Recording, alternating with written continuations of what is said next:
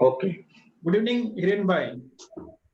Good evening. Yeah, wish you warm welcome to our digital meeting. आज मुझे बहुत खुशी कि हिरेन भाई पारेख हमारे साथ सूरत से है और उन्होंने सक्सेसफुली उनकी 2 module exam retirement planning and employ benefit and second risk analysis and insurance planning दोनों एग्जाम फर्स्ट अटेम्प्ट पे कंप्लीट की है. कांग्रेचुलेशन हिरेन भाई. Thank you, sir.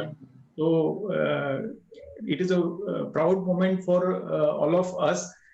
He enrolled in February 2020 and successfully completed his training in July, and then he started giving exam one by one starting from August, and last exam was in September. और मुझे confident है कि वो अपना CAP certification maximum March 2021 तक complete कर लेंगे.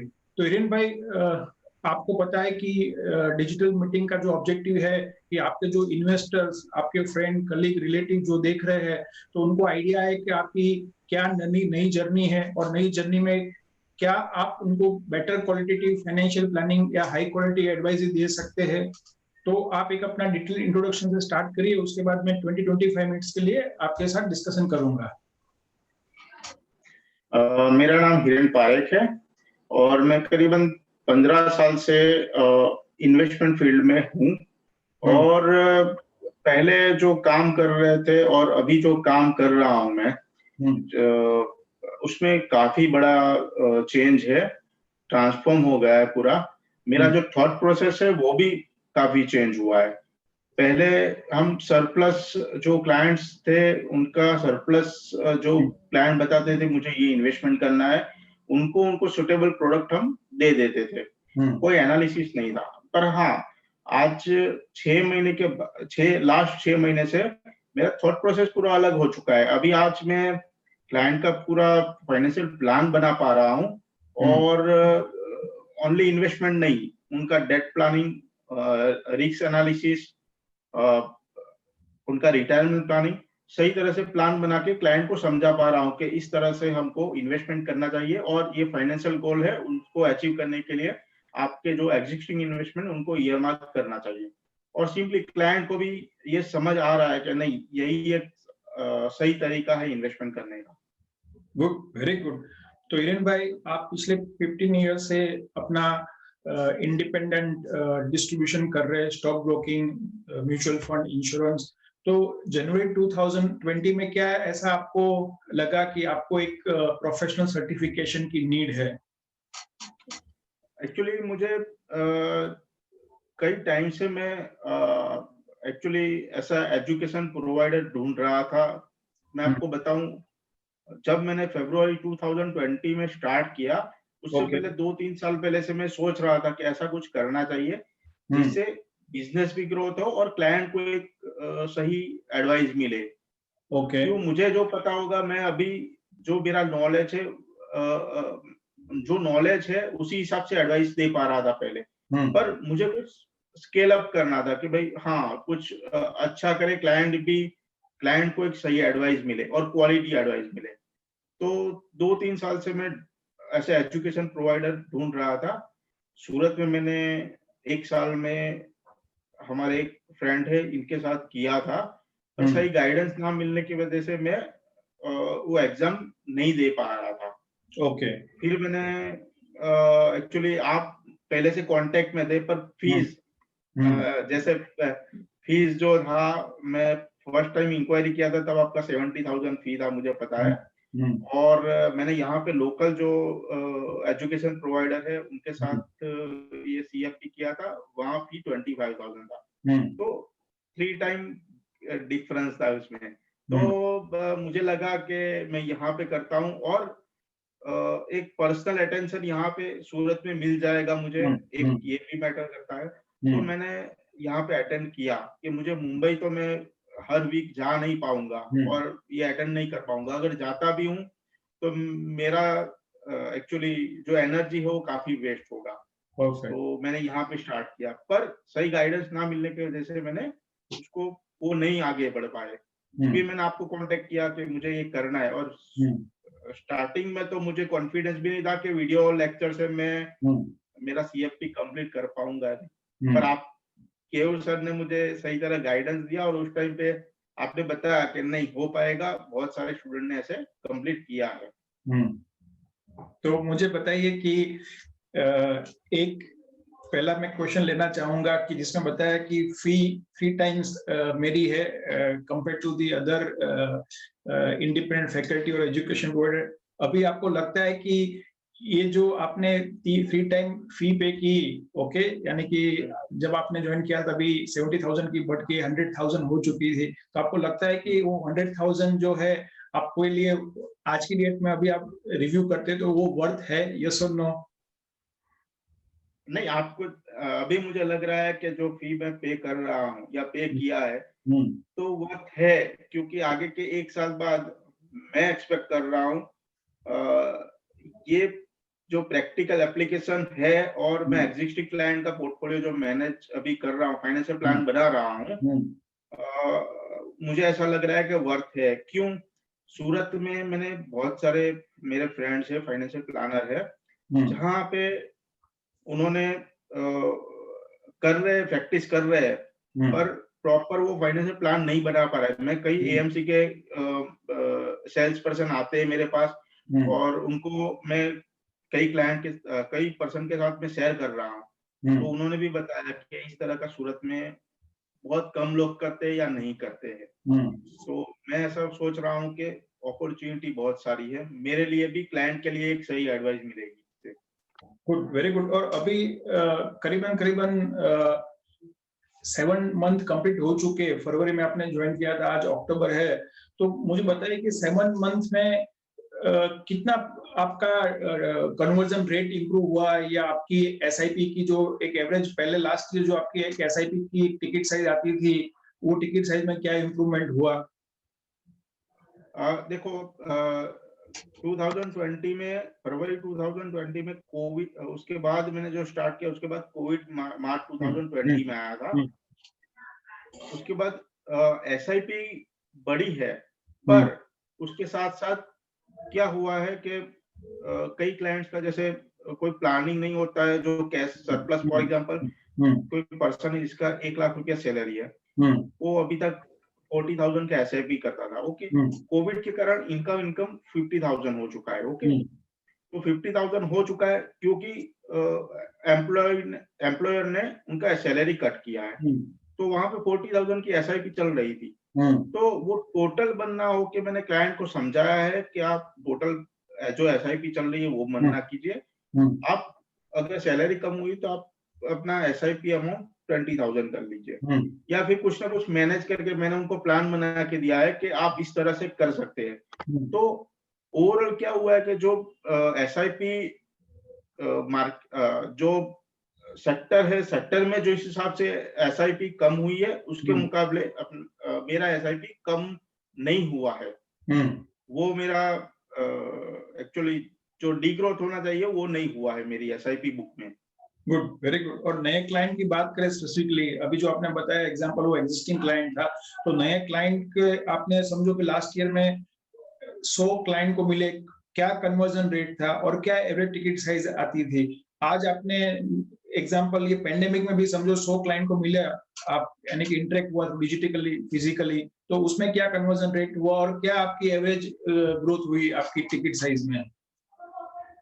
हाँ, एवरेज टिकट साइज की बात करूं तो ज्यादातर हमारे क्लाइंट है ना 45-50 प्लस है, प्लस 45 ईयर से, उनकी एज 45 प्लस है। तो हमारे ज्यादातर क्लाइंट है उनका रिटायरमेंट प्लानिंग का नीड होता है, क्योंकि वो एक एज में आ चुके हैं कि भाई अभी रिटायरमेंट का हमें फोकस करना है, रिटायरमेंट के ऊपर फोकस करना है। तो ज्यादातर क्लाइंट का रिटायरमेंट ने प्लान किया है, इसमें जहाँ किसी का क्लाइंट का 10,000 का एसआईपी चल रहा था, वो इंक्रीज होके, अगर मैंने इंक्रीजिंग एसआईपी, रेगुलर एसआईपी बताया है, तो आगे 10 साल के लिए करना है, 50 की एज है और 10 साल 12 साल करना है, तो वो बढ़ के 10,000 जिसका चल रहा था उसका 25-30,000 का एसआईपी अभी इनका नीड है। तो वो कन्वर्जन है कि एसआईपी बुक 3 टाइम ऑलमोस्ट हो चुकी है इंडिविजुअली, यानी जहाँ पे 10,000 वो कर रहे थे, उनको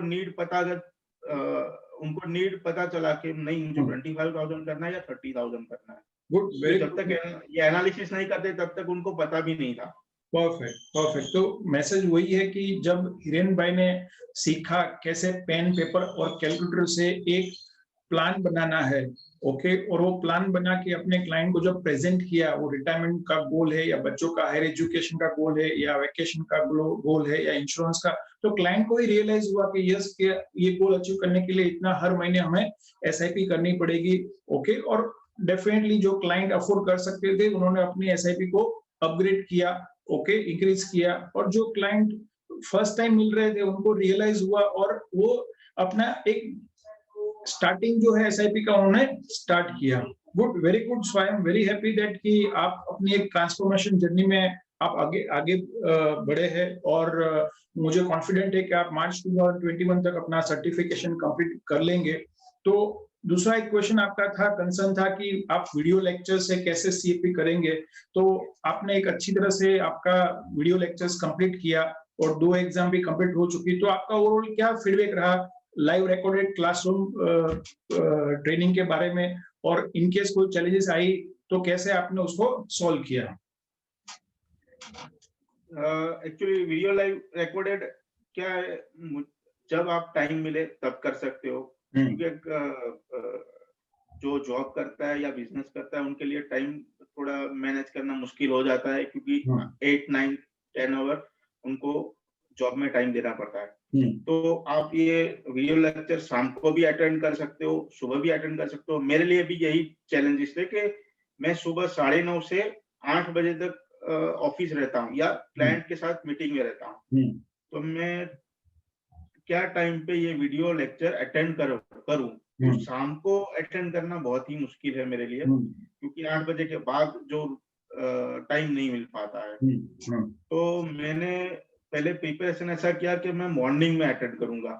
तो मैं मॉर्निंग में मैं 5:30 वीडियो लेक्चर अटेंड करता हूँ। 5:30 से सर ने बताया था कि डेली आपको 4 घंटे देने हैं। तो मैं 5:30 से 9:30 तक जो अनप्रोडक्टिव टाइम है वो वीडियो लेक्चर में दे पा रहा था। तो वो मेरा मैंने जो चैलेंजेस था टाइमिंग का, तो मैंने सुबह में कर दिया कि सुबह में मैं 4 घंटे टाइमिंग वीडियो लेक्चर को दूंगा, और शाम को अगर सैटरडे संडे हो तो वो टाइमिंग मेरा बढ़ जाता था थोड़ा।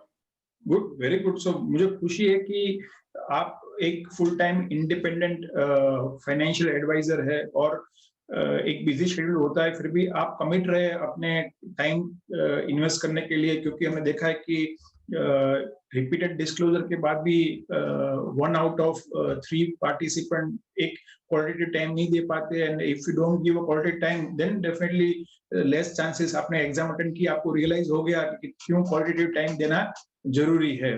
Good, very very good. So बहुत अच्छा कि 2 एग्जाम हमारी कंप्लीट हो चुकी है। तो यहाँ पे हम आगे बढ़े, तो मुझे खुशी है कि हिरेन भाई ने एक कॉम्प्रिहेंसिव फाइनेंशियल प्लान बनाया है। तो यहाँ पे हम हिरेन भाई ये प्लान को एक ग्लांस 10 to 15 मिनट्स में गो थ्रू करेंगे। जो हिरेन भाई के इन्वेस्टर्स अभी ये वीडियो देख रहे हैं तो उनको आइडिया आएगा कि आप हिरेन भाई को टाइम देते हैं, ओके, तो टाइम देते हैं उनको, आपके डेटा देते हैं इनकम के, एक्सपेंस के, एसेट लायबिलिटी के, इंपॉर्टेंट गोल्स के, तो वो आपका एक comprehensive customise handwritten financial plan बना के दे सकते हैं। इससे आपको एक आइडिया आएगा कि यस, कि this is the my 20-25 years road map, और मैं उसको फॉलो करता हूँ तो एक मेरी फाइनेंशियल लाइफ को मैं एक सक्सेसफुल बना सकता हूँ। और जब एक व्यक्ति की फाइनेंशियल लाइफ सक्सेसफुल होगी तो व्यक्ति वो हैप्पी हेल्दी लिव कर सकता है। तो मैं हिरेन भाई स्क्रीन को शेयर करता हूँ। Let's start with the first index.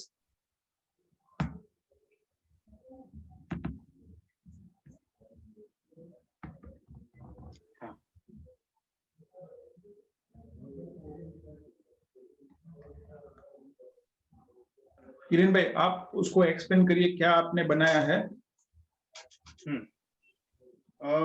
Actually first page जो है पर्सनल डिटेल है क्लाइंट का।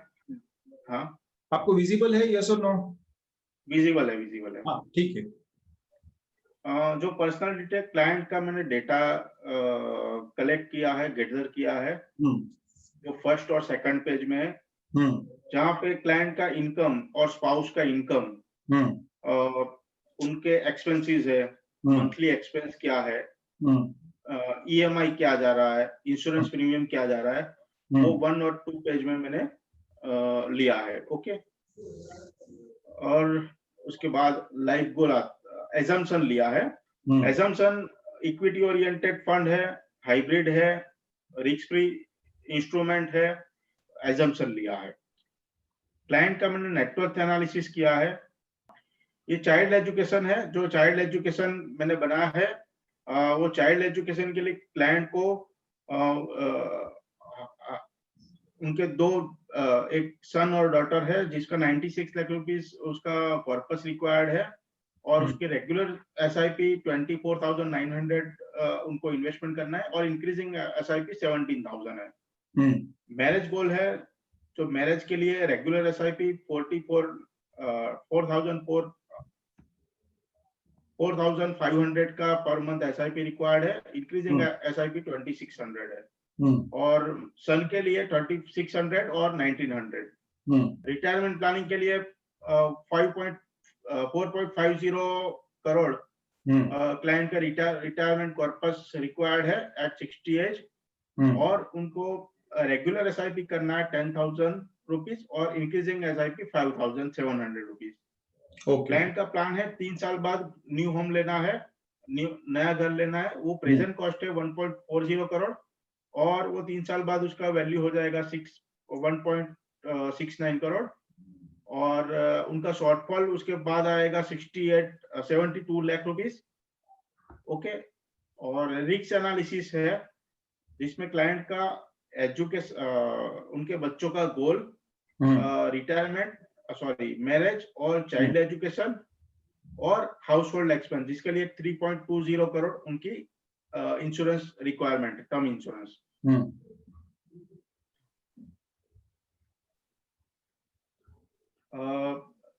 60 की एज पे प्लान कर रहे हैं, 15 साल के लिए वैकेशन प्लान कर रहे हैं, उसके लिए आज के दिन में उनको वन टाइम इन्वेस्टमेंट करना पड़ेगा 14 लाख रुपीस। अगर रेगुलर एसआईपी 11% पे करते हैं तो 13,000, 16,000 हाइब्रिड इक्विटी ओरिएंटेड फंड में, और डेट फंड में 23,000, और इंक्रीजिंग एसआईपी करते हैं वो 7,200 रुपीस इंक्रीजिंग एसआईपी करनी पड़ेगी 26 ईयर के लिए। और इमरजेंसी फंड का सजेशन दिया, एडवाइस दिया है मैंने क्लाइंट को कि मिनिमम उनको 6,12,000 6 मंथ का एक्सपेंस उनको लिक्विड फंड में रखना चाहिए, जिससे कभी भी कोई emergency, medical emergency, job loss ऐसा कुछ आता है तो वो 6 मंथ विदाउट इनकम वो इमरजेंसी फंड को यूज कर पाए। Good, very good. Health insurance minimum 10 lakh to 25 lakh rupees उनको रखना चाहिए, मेडिकल इंश्योरेंस, जिससे कोई मेडिकल इमरजेंसी आती है तो वो अपना सेविंग को डिस्टर्ब ना करके हेल्थ इंश्योरेंस से वो ऑब्लिगेशन वो कर सके। Okay, good. और ये डिस्क्लोजर्स है, तो मैं एक समराइज करूं तो आप देख सकते हैं कि हिरेन भाई ने एक कॉम्प्रिहेंसिव प्लान की इंडेक्स बनाई है। तो इंडेक्स जो है वो 2 पेज की है, उसमें आपकी क्या लाइफ के इंपॉर्टेंट गोल्स है, वो गोल के लिए कितना इन्फ्लेशन एडजस्टेड कॉर्पस चाहिए, वो रिटायरमेंट का है, चिल्ड्रन हायर एजुकेशन, वेकेशन, बच्चों का education and marriage, new home planning, कितना लाइफ इंश्योरेंस, हेल्थ इंश्योरेंस आपको चाहिए। ओके, कंटीजेंसी फंड के बारे में डिस्कस किया है।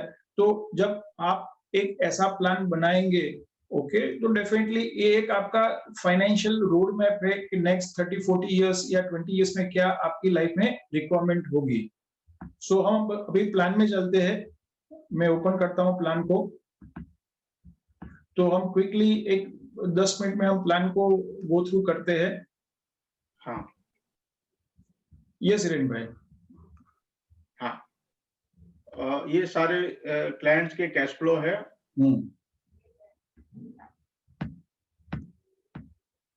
कैश फ्लो है, उनका सैलरी है, स्पाउस जो लॉन्च चल रहे हैं, ये लाइफ गोल है, क्लाइंट्स के।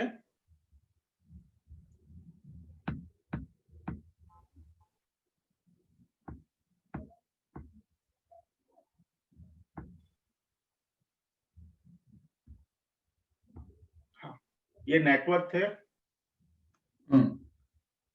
तो हिरेन भाई ने बहुत ब्यूटीफुली बनाया है कि ईयर वाइज कितना कितना कैश फ्लो चाहिए होगा। हिरेन भाई आप उसको एक्सप्लेन करेंगे? ये हायर एजुकेशन गोल का है ना?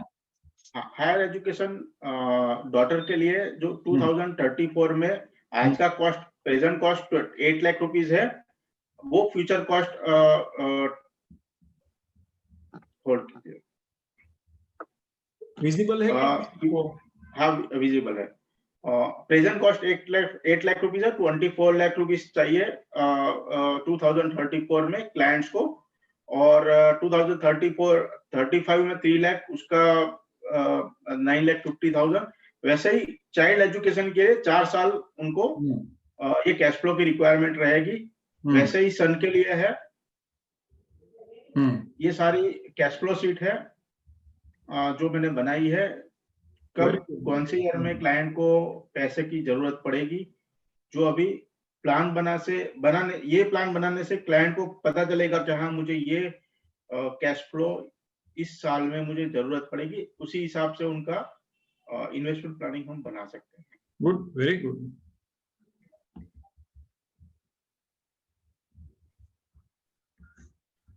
इनकम एक्सपेंस एनालिसिस है, और इनकम एक्सपेंस एनालिसिस,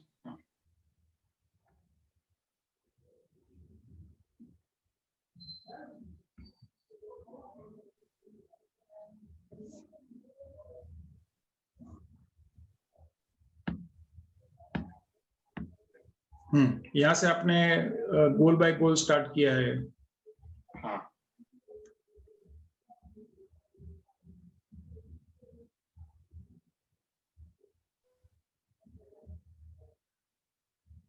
आप एक्सप्लेन करेंगे कि मैं गो थ्रू करूं, आगे बढ़ूं?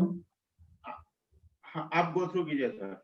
हाँ, तो आप देख सकते हैं कि पूरा 24 पेजेस का हिरेन भाई ने फाइनेंशियल प्लान बनाया हुआ है, जिसमें एक एक डिटेल उन्होंने काउंट की है। आपके एग्जिस्टिंग इन्वेस्टमेंट है, आपके एग्जिस्टिंग एसआईपी है, क्या रिस्क प्रोफाइल है, इस हिसाब से आपको एक सही प्रोडक्ट, आपको सही प्लानिंग सजेस्ट किया है।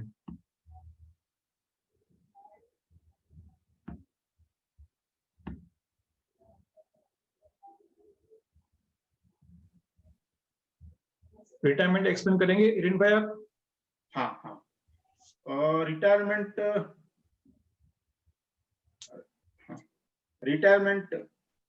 क्लाइंट का एज है 34, और अभी 60 की एज में उनका रिटायरमेंट है। मंथली हाउस होल्ड है 70,000, और फ्यूचर कॉस्ट हो जाता है 60 की एज पे 2,50,000। उनके लिए 7 करोड़ रुपए इन्फ्लेशन एडजस्टेड कॉर्पस रिक्वायर्ड है, 7 करोड़ रुपीस, जो बहुत क्लाइंट अफोर्डेबल नहीं है, क्योंकि उनकी एसआईपी आ रही है पर मंथ 43,000 रुपीज। ओके, वो अफोर्डेबल नहीं है। तो मैंने एक ऑप्शन दिया है इंक्रीजिंग एसआईपी, वो 24,000 उनको इन्वेस्टमेंट करना पड़ रहा है, जो 40% कम हो जाती है इंक्रीजिंग एसआईपी। मैंने उसके बाद स्ट्रेटेजी भी बनाई है कि और उसको कैसे कम कर सके मंथली एसआईपी। तो मैंने क्लाइंट का जो लाइफ एक्सपेक्टेंसी है वो 80 ईयर का है। ओके, और उसके बाद 5 साल लाइफ स्पाउस की लाइफ है, वो 82 ईयर्स की है। ओके, तो जो लास्ट के 5 साल बचते हैं, क्योंकि स्पाउस की एज है अभी 31 और क्लाइंट की एज है 34, तो 5 साल का जो लास्ट है, तो उसमें ना 50% उसको एक्सपेंस को कर्टेल किया है। क्यों?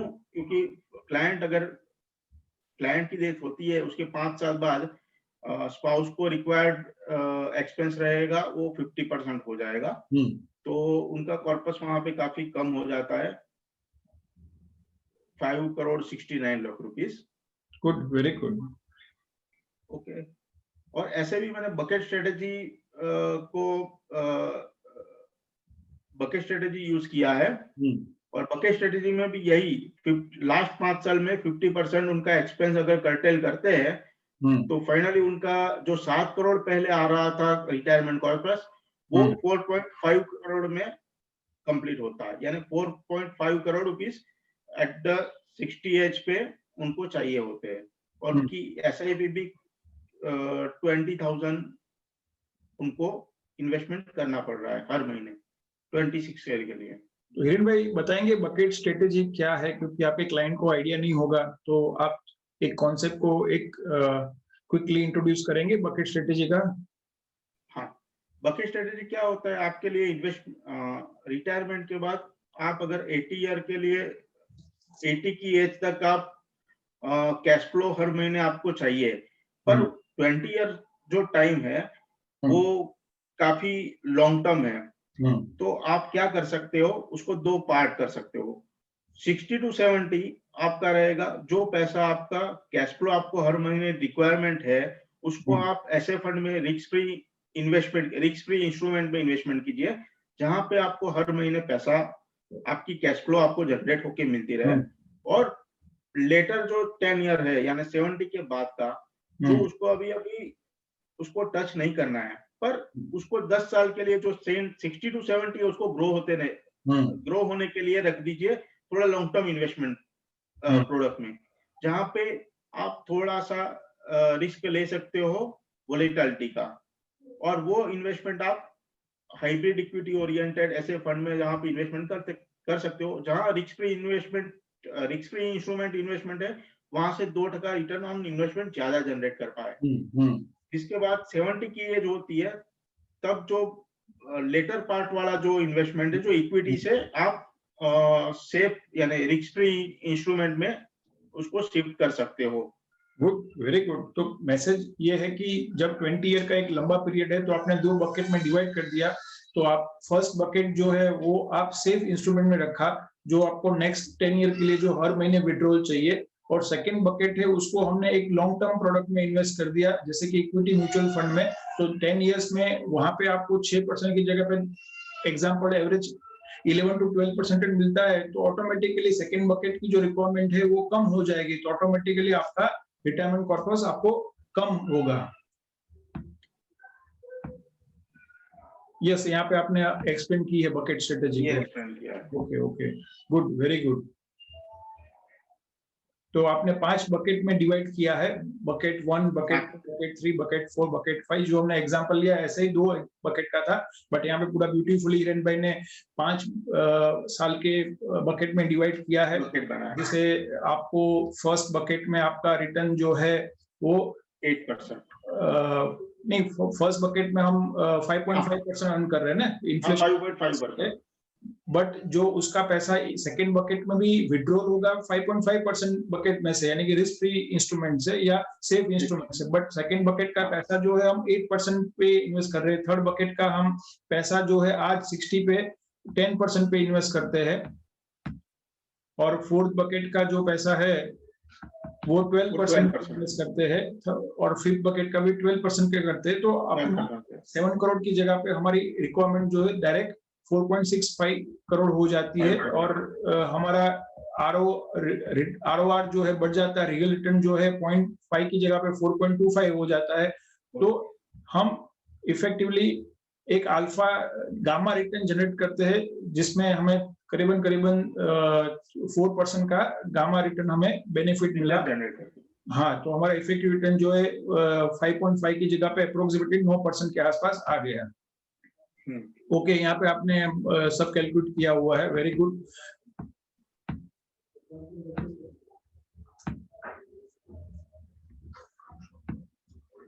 तो आप देख सकते हैं कि यहाँ पे हिरेन भाई ने एक पूरा कॉम्प्रिहेंसिव प्लान बनाया है।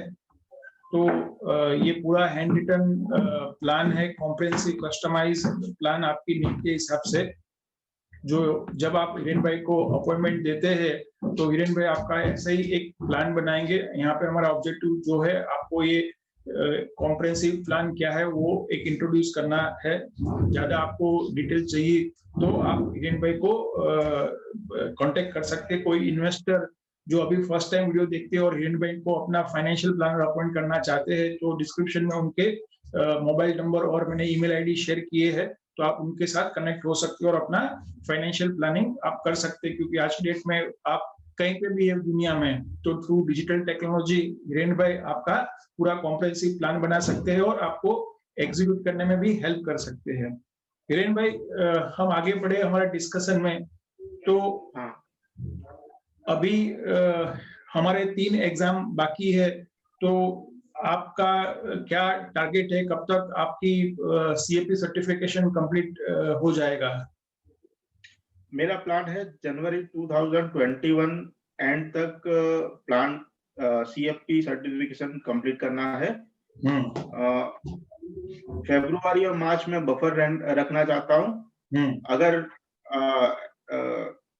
बफर इसीलिए रखना चाहता हूँ कि कोई मुझे 2 महीने में अगर सीएफपी फाइनल एग्जाम में कुछ एग्जाम अगर मेरा कंप्लीट नहीं हो पाता है, तो फरवरी में मैं कंप्लीट करने का ट्राई करूंगा। पर मेरा टारगेट है, फोकस है कि जनवरी 2021 तक मेरा एग्जाम में क्लियर कर दूं।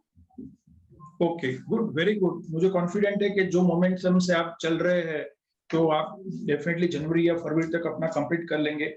तो मुझे बताएंगे हिरेन भाई कि आपने जब ये नया अप्रोच इम्प्लीमेंट किया, पहले तो लर्न किया as a you can say student या पार्टिसिपेंट, उसके बाद आपने अपने क्लाइंट के साथ ये नया approach goal based financial plan का इम्प्लीमेंट किया, तो आपके क्लाइंट के क्या फीडबैक है? एक दो आप स्टोरी शेयर करेंगे जिसमें क्लाइंट ने आपको फीडबैक दिया? हाँ, मैंने कई क्लाइंट के साथ ये डिस्कशन किया, मीटिंग किया, पर क्लाइंट्स का कहना ऐसा है कि हमें तो ये पहले पता भी नहीं था कि एक्चुअली इस तरह से प्लान बना सकते हैं। ओके। और ये जो साइंटिफिक वे से, हाँ, पहले तो शौक हो जाते, जैसे रिटायरमेंट प्लान करता हूँ, तो रिटायरमेंट प्लान करता हूँ, जैसे क्लाइंट की लाइफ स्टाइल है। फॉर एग्जाम्पल, क्लाइंट है तो उनका पर मंथ एक्सपेंस है 1 लाख रुपीज, तो उनकी जो लाइफ स्टाइल है उनको पता भी नहीं होता कि मुझे 60 की एज पे मुझे 8 करोड़ रुपया या 5 करोड़ रुपया या 7 करोड़ रुपया मुझे कॉर्पस मेरे पास होना चाहिए। क्लाइंट ओवर कॉन्फिडेंस में रहता है कि मेरे पास 2 करोड़ का एसेट है, या मेरा ये एसेट है, वो एसेट है, जिससे मेरा रिटायरमेंट में कोई प्रॉब्लम नहीं आएगा, तो ओवर कॉन्फिडेंस होता है। तो क्लाइंट को ये अगर शो करता हूँ, तो क्लाइंट को आई ओपनिंग जैसा होता है कि नहीं, मैं ये हिरेन तूने सही बताया है, हम इसको आज के इसके लिए प्लान करते हैं, तो क्लाइंट तुरंत रेडी होते हैं, हो जाते हैं कि नहीं, ये प्लान मुझे करना ही ऐसा। Very good. तो पॉजिटिव, हाँ, या सॉरी, तो मैं ये बात कर रहा था कि हमारे स्पेसिफिकली जो फैमिलीज है, जिसको हम कहते हैं मिडिल क्लास क्लाइंट है, वो ज्यादातर जब वो इन्वेस्टमेंट करते हैं तो उसमें भी वो लायबिलिटी परचेज कर लेते हैं।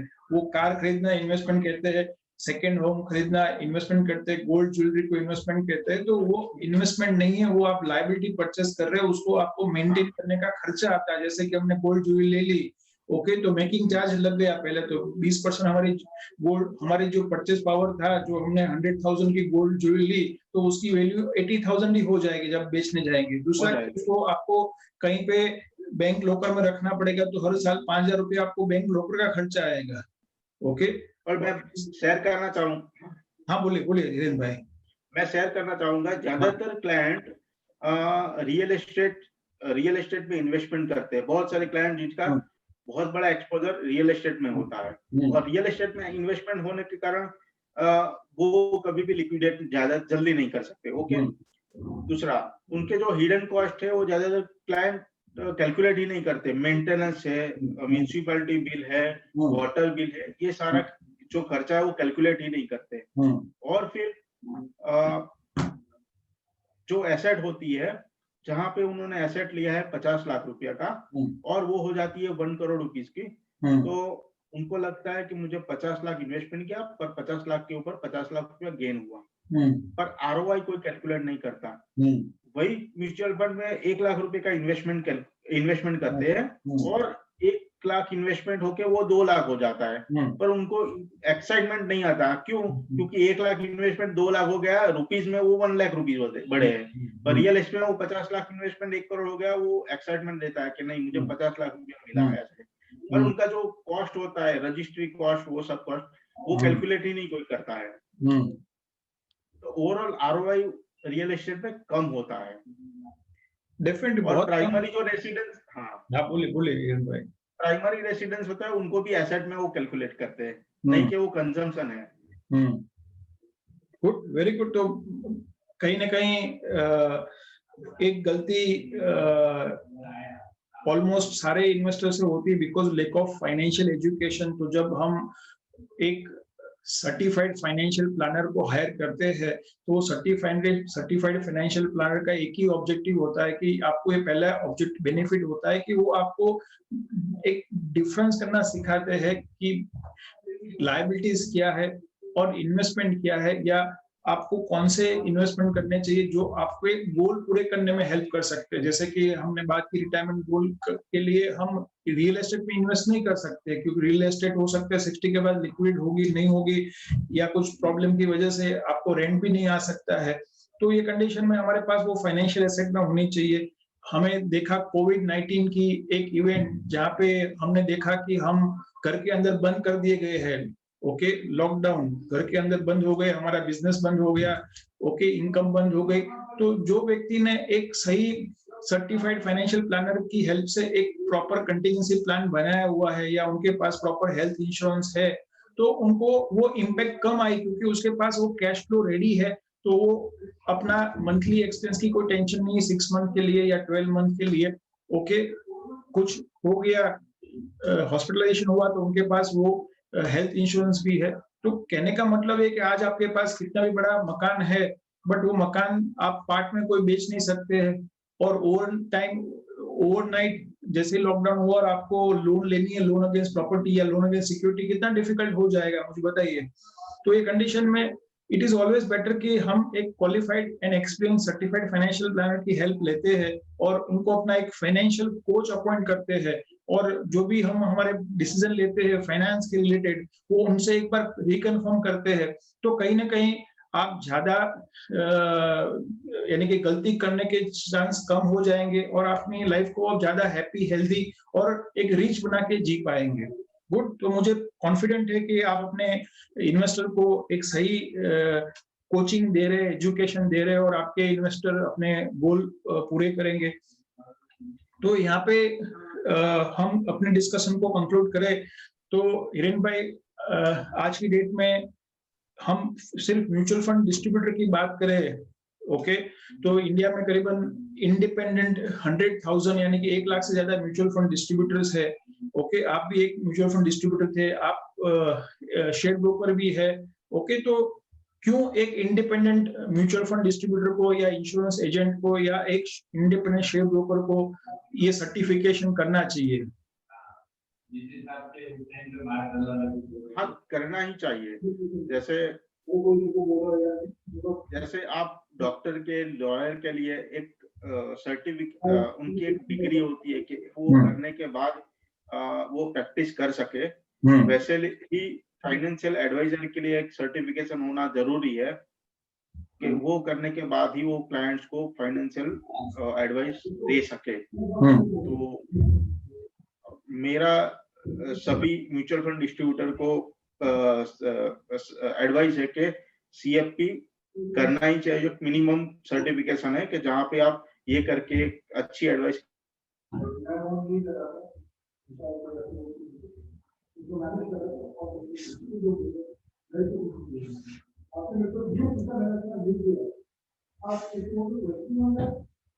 हिरेन भाई, आवाज आ रही है मेरी आपको? हेलो। हाँ, सो यहाँ पे हम कंक्लूड करें डिस्कशन को। तो हिरेन भाई का कहना ये है कि डेफिनेटली हमारा ऑब्जेक्टिव जो है, वो जब हम एक प्रोफेशनल सर्टिफिकेशन करते हैं, तो यहाँ पे हम एक फाइनेंशियल एजुकेशन दे सकते हैं, फाइनेंशियल कोचिंग दे सकते हैं। तो जब हम फाइनेंशियल एजुकेशन और फाइनेंशियल कोचिंग देंगे क्लाइंट को, तभी जाके उनको एक आइडिया आएगा कि हमें सही क्या है। आज एक क्लाइंट जो है कई बार सोचता है कि मैं रियल एस्टेट लूं कि म्यूचुअल फंड में इन्वेस्ट करूं। तो जब आप ऐसे ही सिंपल बताएंगे रिटर्न के पॉइंट ऑफ व्यू से कि म्यूचुअल फंड में ज्यादा आएगा, इसमें ये होगा, बट आप उसको फाइनेंशियल कोचिंग करेंगे, एजुकेशन देंगे कि आपके गोल जो है उसके लिए आपको एक इन्फ्लेशन एडजस्टेड कॉर्पस चाहिए और वो आपको हर साल समझो बच्चों की एजुकेशन और मैरिज के लिए विड्रॉ करना है, तो आप रियल एस्टेट में से थोड़ा विड्रॉ कर सकते हैं। ओके, तो कहीं ना कहीं हम उनको हेल्प कर सकते हैं उनके लाइफस्टाइल एक्सपेंस कम करने के लिए, क्योंकि जब एक क्लाइंट को पता चल जाता है कि मुझे इतना इन्फ्लेशन एडजस्टेड कॉर्पस चाहिए अलग अलग गोल के लिए और इतना हर महीने एसआईपी करनी है, ओके, तो ऑटोमेटिकली क्लाइंट को रियलाइज होता है कि yes I need to reduce my lifestyle expenses. Okay, मुझे अपने नई लोन लेनी नहीं है, जो पुरानी लोन है उसको जल्दी से रिपे करना है, तभी जाके मैं अपने इन्वेस्टमेंट्स जो है सिर्फ और सिर्फ अपने गोल अचीव करने के लिए कर पाऊंगा। तो कहीं ना कहीं उनको एक मॉडरेट लाइफस्टाइल एक्सपेंस करते हैं और एक अच्छी तरह से अपनी happy healthy and wealthy life जी सकते हैं। तो हिरेन भाई, हम बात करें कंक्लूजन कर रहे हैं, क्लोज कर रहे हैं आज का डिस्कशन, तो क्या एक फाइनल मैसेज अपने इन्वेस्टर को आप देना चाहते हैं? क्लाइंट को मैं सभी क्लाइंट्स को फाइनल कंक्लूजन मैसेज देना चाहूंगा कि इन्वेस्टमेंट करते सरप्लस के साथ इन्वेस्टमेंट मत कीजिए कि मैंने आज अर्न किया है 1 लाख रुपीस और मैंने एक्सपेंस किया है 60,000, जो सरप्लस बचता है मेरा 40,000, वो इन्वेस्टमेंट ना करके आपके जो गोल है उसको पहले एनालाइज करें या उनको एनालाइज करें कितना फंड रिक्वायरमेंट है, उसके बाद आपकी लाइफस्टाइल बनाइए। क्योंकि पहले ज्यादातर लोग है ना डेट बर्डन, आज जैसे कार है तो लाइफस्टाइल में ज्यादा जहाँ डेप्रिसिएटिंग एसेट जहाँ पे है वहां पे पैसा ज्यादा इन्वेस्टमेंट करते हैं या जहाँ पे खर्च करते हैं, बाद में वो जो सरप्लस होता है वहां इन्वेस्टमेंट करते हैं। नहीं कि उल्टा करना चाहिए, पहले इन्वेस्टमेंट करना चाहिए, उसके बाद डेप्रिसिएट एसेट जो आपकी नीड है वहां पे आप खर्च करें पैसा। Good, very good. तो Hiren bhai, it was pleasure to discuss with you और मुझे खुशी है कि आप अभी नेक्स्ट स्टेप आगे आए हैं। मैं आपको वॉलेंटियर कमेंटर भी बनाया है 2-3 पार्टिसिपेंट के लिए, क्योंकि कहीं ना कहीं काफी पार्टिसिपेंट जो है वो टाइम इन्वेस्टमेंट की चैलेंज को जो है डिफिकल्ट फाइंड करते हैं। कई बार उनको लगता है कि कोई उनसे ही एक स्टेप आगे है, जिन्होंने 1 या 2 एग्जाम कंप्लीट की है। सीएफपी तो डेफिनेटली एक अलग हो गया कि व्यक्ति सीएफपी है वो तो समझ गया, बट यहाँ पे कई बार ऐसी एक्सपेक्टेशन भी आ जाती है कि कोई व्यक्ति अभी सीएफपी कर रहा है और हमारे से एक स्टेप आगे है, तो उसको हम डिस्कस कर सकते हैं, उससे लर्न कर सकते हैं। तो आई एम श्योर कि जो हमने 2-3 पार्टिसिपेंट के साथ आपको ऐड किया है उनको भी एक मोटिवेशन मिलेगा अपना सीएपी सर्टिफिकेशन कंप्लीट करने के लिए। आपको भी एक इंस्पिरेशन मिलेगी अपना सर्टिफिकेशन कंप्लीट करने के लिए। So thank you very much Hiren भाई for sharing your success story, and I am sure this will inspire many more mutual fund distributor, insurance agent, share broker to take it this CFP certification for their future growth. Thank you very much. Thank you.